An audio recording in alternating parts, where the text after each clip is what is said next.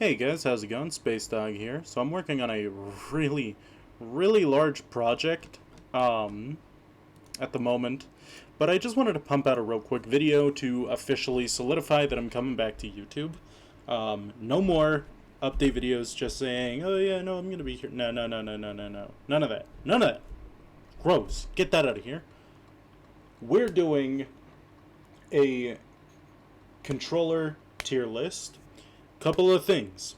Number one, these are my personal opinion. This is my personal opinion. If you disagree with me, take it down to the comments. Let me know what you disagree with. And, just play nice down there, alright? That's all I ask. Anyways, let's get started. So, the Atari 2600 joystick. It's nice, it's compact, it's a small little box, it's literally got a joystick and a button. It's the most simple design I've ever seen. It's pretty impressive for what it has as well. Not only that, but it also has a wireless counterpart, which I've heard isn't that good. I've used one of these on an emulator before, or for an emulator, like a USB to like a USB version of one of these, and it wasn't that bad. It had one extra button on the side, but it's not that different. Alright, so where does this go? This belongs in, I'm gonna say B tier, because it's not a bad controller by any means. It's pretty simplistic, and it's a product of its time. It also has a really nice, satisfying joystick. The Famicom controller. This one's going into C tier for me. Now, the Famicom controller is not a bad controller, but it does have its flaws. The cable comes out of the side, it's bulky, it has rounded edges. I mean, the rounded edges are pretty nice because it doesn't dig into your palms, at least. But like I said, the cable comes out of the side of the controller. Sometimes you need two controllers to play one game because of the fact that, there's a little microphone on one of them, which is not a good idea. They're also attached to the console, so you can't unplug them and move them around and transfer them to different consoles in case your console breaks. If that console breaks, the controllers are just, they have no use. That's it. So that's why it goes into C tier. The Sega Master System controller. This goes into D tier, and in case you're wondering, I've used all these controllers except for one of them, and you'll see which one that is in a second. The Sega Master System was basically a downgraded Famicom. This is just a downgrade from the Famicom. You have the start and select buttons in really weird places. It's just not good. You also, instead of having the wire come out of the left side, you have it come out of the right side. Which normally, I don't know if you're too particular with it, but normally I like to have my controllers or my consoles facing straight towards me. I don't like having them to the sides at all. I really don't. So there is that. So it tugs on the side of the controller, and even then the cable distances on both the Famicom controller and the Sega Master System controller, not good, man. Not good. Alright. The NES controller. This one goes to a C tier as well. The reason why this is, well, it's an upgrade from the Famicom controller. The cable goes upwards. There's no more microphone on it. You don't need two controllers for certain games unless it's a co-op game. They're easy to detach. They're not attached to the console. They have a really long cord length, but they have those really sharp, jagged edges, and all in all, it's a really small, compact controller, and I'm not a big fan of handling one of those. The PlayStation 1 controller. This one goes into B tier for me. The DualShock 1 is an amazing controller. Sure, it's got really weird control schemes for certain games, like Resident Evil, but it's by no means a bad controller. It's good. It's got really strong buttons, especially those nice, satisfying depressed shoulder buttons. The start and select button are a really nice feeling plastic, but the D-pad can give out after a while. Alright, the SNES controller, the Super Famicom slash SNES controller. Oh, baby, I love these things. I love these things. They've got a round edge. They're really nice. The buttons feel great. On the Super Famicom, they're better because at least the buttons are colored instead of just light purple and dark purple. The D-pad has such a good, sleek design. It's really nice. I love it. I love the Super Famicom controller. I love the SNES controller. Okay. But all of that aside, it's just a nice controller. They do give out after a while, though, which is kind of sad. But whatever. The original Xbox Duke controller. This one's an easy B tier for me. So, it's too big. It's too big. The Duke was way too big for me. The diagonal orientation of the buttons is kind of off-putting. After a while, it did have 2 compartments to stick memory cards and rumble packs and stuff like that in it. Well, not necessarily rumble packs, but just things like memory cards or extra peripherals, like microphones. You could stick those into the back of the controller, and the cord was on the top. Everything, standard controller. You could take it out. It was really nice. It was a really nice console, or it was a really nice controller, kind of. They also had the black and white buttons, which they got rid of after a while because they realized how pointless they were because not very many games used them. The start and select buttons are also not exactly in my favorite or in the best place. Honestly, if you wanted a good pause button, it would be that center Xbox logo, but that would have been a better start button position for me if you were to ask me. Next up, we've got the DualShock 2. Alright, it's got decent analog sticks. Well, you know what, I'll put it up here. It's got decent analog sticks. You could toggle between analog and non-analog. The controls were really smooth. The problem I have with them is that the shoulder buttons, after a while, they kind of give out. I'm not a big fan of the shoulder buttons, really, on these things. So I apologize for that one. I apologize for, just, like, enjoying decent shoulder buttons, but whatever. The sticks can also become a little bit flimsy and loose after a while, and they get this, like, really weird white, like, gunk after you peel, or, like, after, like, after using them for a while, because the plastic just starts to get it's discoloration of plastic after it goes in circles after a while. A lot of controllers have that problem, but I mean, Okay. The Nintendo 64 controller. Unless I have 3 hands, there's no reason why this controller should be like this. Who designed this thing? I'm sorry, but I can't get behind whoever designed the Nintendo 64 controller. The start button's in a really good place. I like the start button placement. The C buttons and the A and B buttons are really, really nice. So is the Z button. The Z button's great. But it becomes really inaccessible after you put a memory pack and a rumble pack adapter in the back of the controller. Like, the Z button's really hard to use if you have some of those. Third-party ones that are just bigger versions of this controller are bad. They usually have stiff sticks, and they just... I don't like them. And after a while, let me actually grab my Nintendo 64 controller over here real quick. Listen to this. You hear that? You hear that? I hope you hear that. That's the stick coming loose. After a while, your stick starts to give out, and that weird white plasticky thing I talked about happens.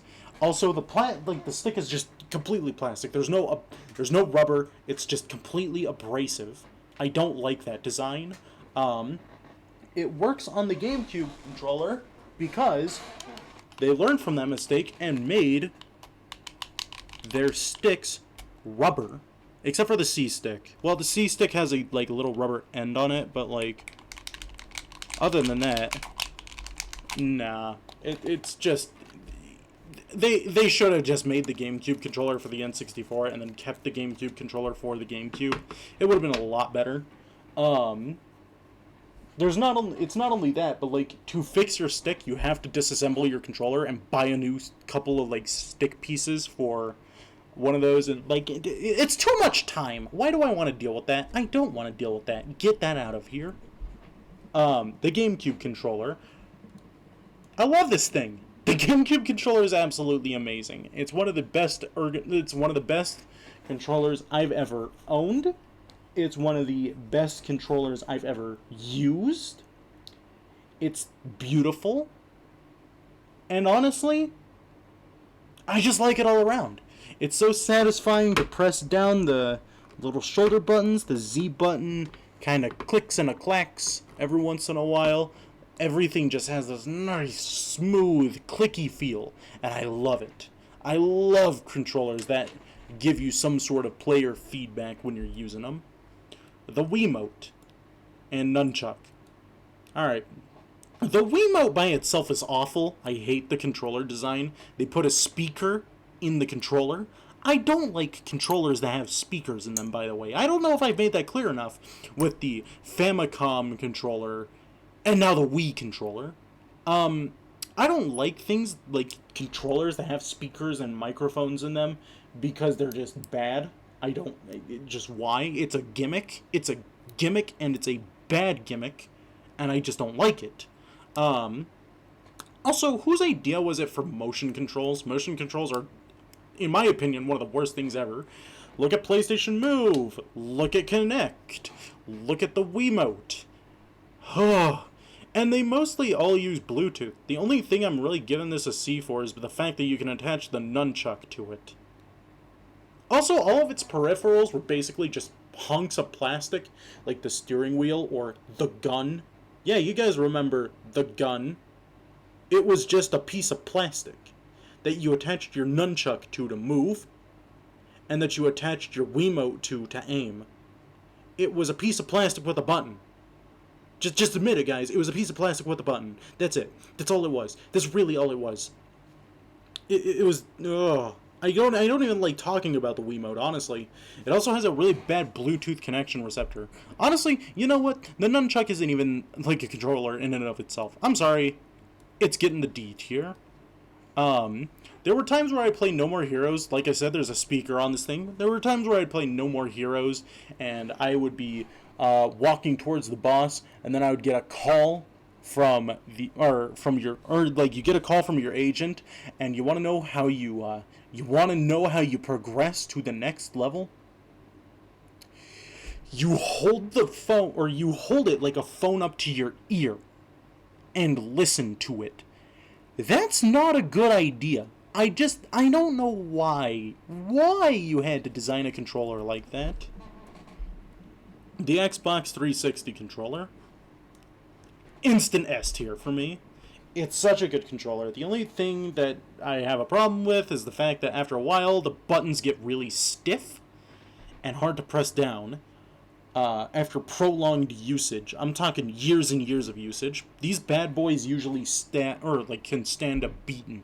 They can take a beating, and it's pretty good. But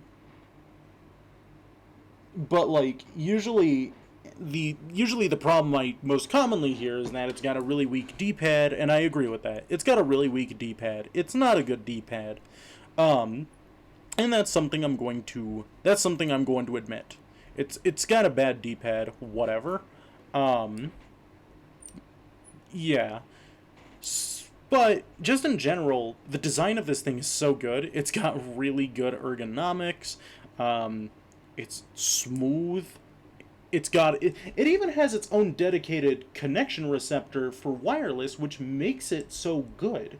You can walk about 5 or so yards away from your console, and your controller will somehow still be connected. Unless you walk, the additional 2 extra yards after that. But your controller stays connected for a long while, and it's easy to sync them just by a little tiny button on the top. I like them. They had a really bad USB dongle for rechargeable battery packs, but we're not talking about that. And And like I said, it didn't run off of Bluetooth. It had its own connection. It had its own connection module, and I like that. Because it's really fast, it's responsive, and it gets the job done. Okay. The Wii Pro controller. This is an A tier. I'm not a big fan of symmetrical sticks like the DualShock controllers or the Wii U Pro controller. But I have to give it credit where credit is due. It's really comfortable to hold, and, you know, if you don't like using one of the sticks, that's fine. Just use the D-pad. So I don't have too much of a complaint with the Wii Pro controller. The DualShock 3. Come on, guys, you're getting lazy. When you're literally just making a wireless version of the DualShock 2, that's lazy. Don't even talk to me about that. It's just the same thing, but it runs off of Bluetooth. Gross. Ew. The Wii U gamepad. It's innovative. I'll give it that. It's like a prototype Switch to me. I think, like I said, it's innovative. It's innovative where they thought it was going to be innovative. Whatever. I don't know. It was okay. It was an okay controller. I didn't like playing games like Star Fox Zero, though, on it, because you have to bob your head up and down at the TV and back at the gamepad just to even come close to enjoying the game. So that's something I'm not a big fan of. The Wii U Pro-Con. You did everything possible to make this controller bad, didn't you? The buttons are in a really weird place. The D-pad isn't that good. It's got symmetrical sticks. And the shoulder buttons are in an odd place. Why? How could you have done something like that to a decent controller? It's comfortable to hold until you put your thumbs on the sticks. Or on any of the buttons underneath them. Why would you put the buttons underneath the stick? Why? It doesn't make sense. It seems like they just tried to break the norm and then they made it bad by breaking the norm. Just stick to the norm. The Dreamcast controller. This is way too big and clunky for my hands and I don't like it. That's all I could say. It's also got its wire. Oh yeah, also the Wii U controller runs off Bluetooth. I don't like Bluetooth, honestly. I really don't, because it's very unresponsive for video game controllers. It's responsive for earbuds, but not for video game controllers. Pretty sure Bluetooth has been around since, let's see how long. How long has Bluetooth been around? Invented back in 1994. But 2001 is when Bluetooth started hitting shelves. Fun! No, but really? I mean, no, that's why the Wii U controller is there. But the Dreamcast controller, we're getting off topic. Dreamcast controller has a really clunky, bulky cord at the bottom of it. Sure, I mean, it has good games. The Dreamcast had good games. But why didn't you put the cord on the top? Why didn't you make it a little bit more skinnier on the bottom as well? Why didn't you put the start button in a better place? Nobody can answer these questions. Or just because nobody cares to answer these questions. I don't know. The SNES Classic controller. This one's an A tier for me. It's just a downgrade of the SNES controller. That's about all I can say. It's just a direct downgrade. It's just a smaller one. That's all I can say.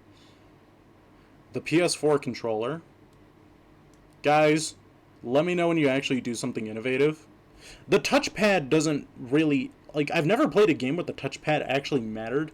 The share button, I mean, I'm not going to be streaming off of a PlayStation 4, so it's kind of useless for me. I know some people who do stream off of PS4. That's fine. I'm cool. Like, it's cool if you're okay with that. I don't like that idea, though. I don't like a share button idea. It's got symmetrical sticks. It's a little bit more comfortable to hold than things like the the DualShock 2 and 3. It's a little bit it's a little bit of an improvement on that because they got rid of the stupid jank circles around the handles. But also symmetrical sticks that are way too close to each other. Yeah, I don't like that. I don't. Also, stop using Bluetooth. Please. Do what Microsoft did. Use your own proprietary one. Stop. Stop putting speakers into your controllers. It's not cool. I don't like playing Mortal Kombat and hearing one whatang or one clash or whatever, just like a random impact sound. I don't like hearing that, like just one of those coming out of my controller, because it's just jarring, it's disorienting. If there are options to turn that off, that's great, but it still just shouldn't be there. Why? It doesn't make anything more innovative, it just makes things a little bit more annoying. The singular Joy-Con. Alright. I'll put it here. It's an improvement. It's I hate the controller in and of itself, but I'm putting it in B tier because of how impressive it is. It has so many things in it, like a gyroscope. Yeah, that thing has a gyro in it. It's got so many things just built into this that I can't consciously give it a D just because of how trash it is when actually handling it. But this is impressive. It's an impressive controller. It's got a lot of things in it, and I'll give the developers credit where credit is due. It's not going to be S tier because of that, but it's not going to be D tier because of just how bad the actual controller and trying to use it is. Also, trying to sync these up is a pain. I don't know, that's me. That's just me. Sega Genesis controller.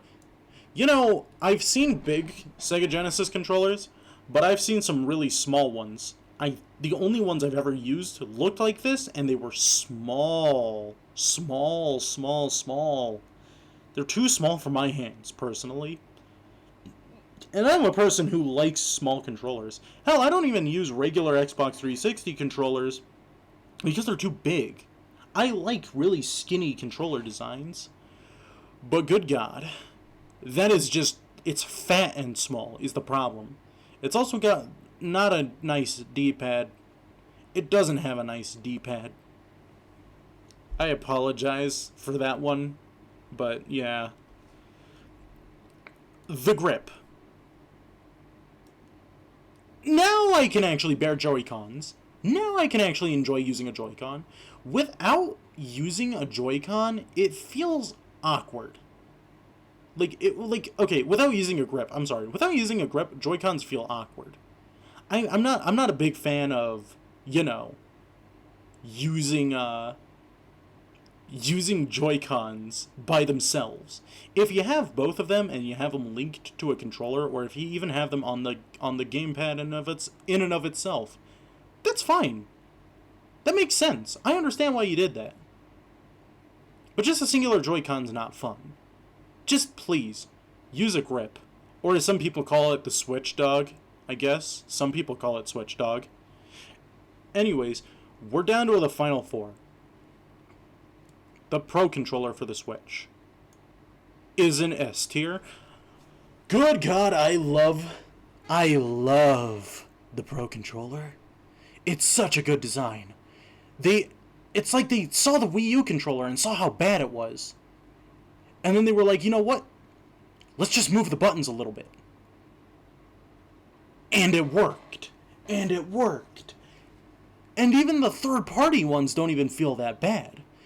The third-party ones are actually unique designs as well. They're not that bad. They feel great. I love the Pro-Con.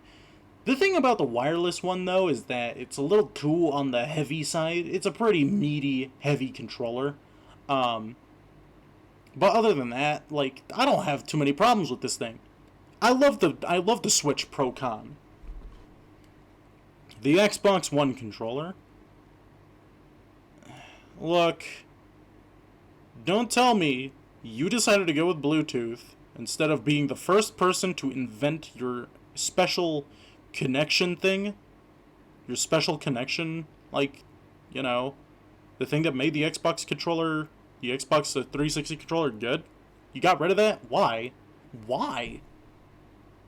And then you added a share button on the controller? No. Who streams from a console? Usually you use a PC to stream. It doesn't make any sense. I don't know. It's weird. I don't like the design of the Xbox One controller that much.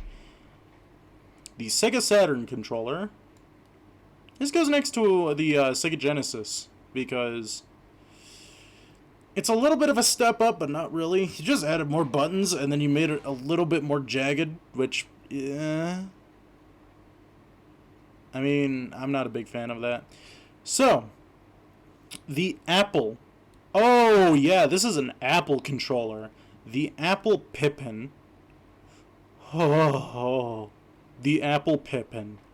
It looks, I mean, I would like to own one just for collector's sake. But I've heard it's not that good of a console. And the Boomerang controller convinces me. The PlayStation 3 tried to do like a Boomerang controller at one point, and no, Boomerangs don't exist. They don't exist. They're not controllers. They don't exist. Don't, if you're designing a controller, don't make it a boomerang. Please, please, for the love of God, don't make it a boomerang. Boomerang controllers are bad. Anyways, that's my tier list. If you agree, let me know. If you disagree, let me know how you disagree in the comments, and maybe we can have a little bit of a discussion. I don't know. Anyways, that's it for this video game controller tier list. I hope you enjoyed the video. Thanks for watching. Hit that notification bell, and just leave a little comment below. This has been Space Dog, signing out. Peace.